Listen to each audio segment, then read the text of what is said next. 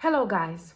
When so many countries were openly afraid or expressed their doubts whether we can bomb Russia or not, one country continued bombing Russia without any fear and remorse. During 100 days, this country dropped almost 82 big bombs on the territory of Belgorod region. And these were FABs, and FABs are huge bombs that carry half a ton, 500 kilograms of explosives. In the results of these bombings, people were wounded, houses destroyed, many cars burned. Do you know what this country was? Russia. Russia dropped almost 100 bombs in 100 days on its own territory. And sometimes reading these statistics, I feel like Russia is fighting on our side already. Let me tell you more about this very traditional, very typical Russian negligence, how it is treated inside the Russian Federation, and what it means for our future strategy and, of course, future victory. Plus, yes, you can tell your friends and family that you have experienced a blackout because you are looking at me in this environment during the blackout. My name is Anna and I vlog daily from Ukraine since the start of the brutal Russian invasion. So if you're new to the channel, you support Ukraine, please subscribe and help us fight against Russian propaganda and fake news. And my longtime friends, check your subscription status and hit notification button. According to official analysis of intelligence services, Russian Telegram channels and people reporting from the regions of the Federation that are close to the front lines, 82 big bombs were dropped from Russian aircraft on the territory of the Belgorod region, and many more on the temporarily occupied territories of Ukraine that Russia thinks it controls, when actually it does not control anything. Only the fear of people around the world and inside Russia who used to believe it is very strong works. Not Russia itself, not Russian army. So they have dropped 82 FABs, and FABs are huge bombs, like 500 kilograms of explosives capable of destroying really big parts of land, infrastructure, and of course killing people. And they have dropped them accidentally on their way to Ukraine. We may say karma works, like angels protecting, but in reality, this is also traditional Russian negligence, lack of preparation for the pilots, because in one case they reported that they have actually thought they are already in Kharkiv region. They mixed Belgorod region for Kharkiv region.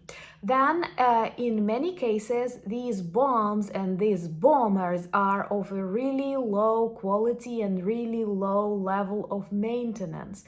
Russia has switched into military infrastructure, industry, production, but at the same time they lack money, resources, and intellect to do it all really well. And that's in the result, many of their missiles, thank God, do not explode, but also their bombers drop bombs.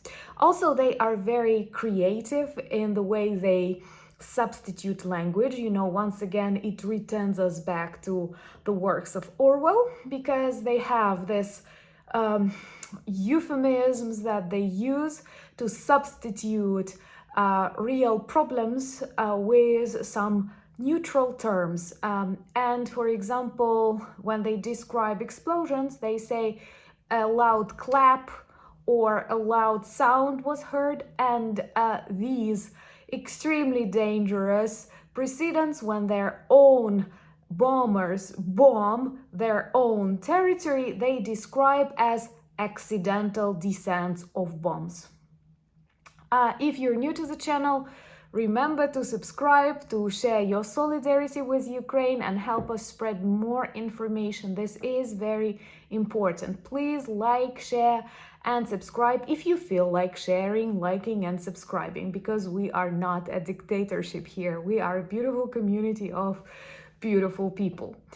So just think about for a second. Imagine a similar situation happening in your country, like your own army from its own bombers drops huge, like half a ton bombs in your own region, and no one reacts. And not just one bomb. One bomb would be a huge scandal, even inside Ukraine, even in times of war. But this happens practically on a daily basis in Russia, and people are okay. And media won't mention that because of Russian censorship. Many cases you might have noticed of explosions in Belgorod region, they do not comment. They cannot say it's Ukrainians because they know these are not Ukrainians. They cannot prove these are Ukrainians, and they simply stop reporting that.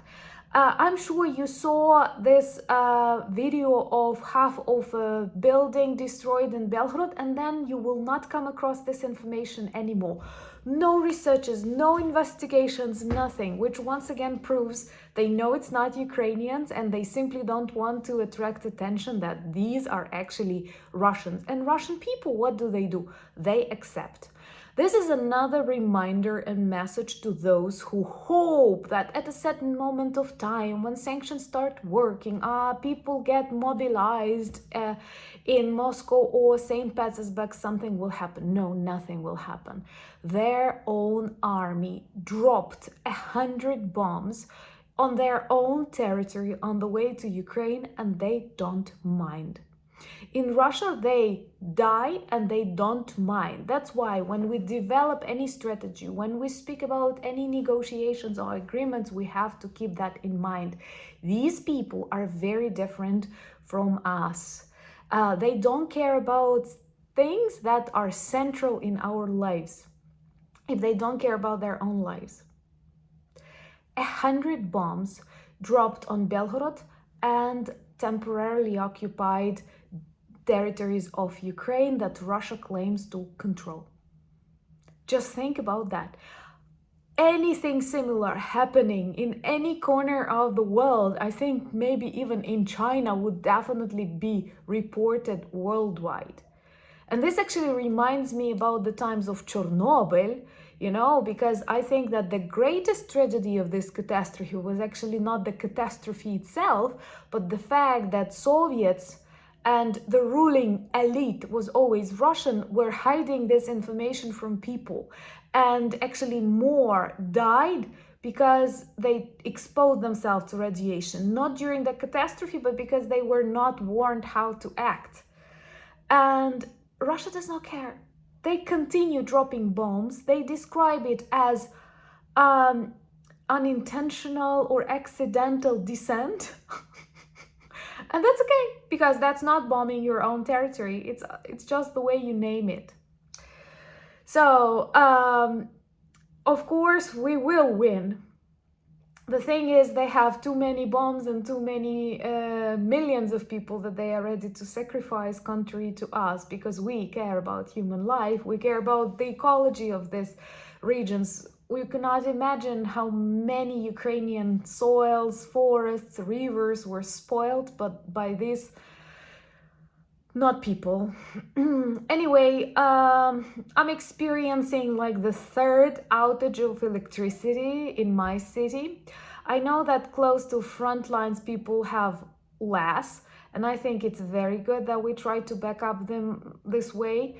But it's kind of difficult, and yesterday I had a funny story that I will share with you, because I had like 4 hours of blackout in the evening, and then the electricity returned, and I felt safe to go to shower because I thought that like, okay, for the next couple of hours we have electricity, and my hot water also depends on electricity. I have autonomous heating system.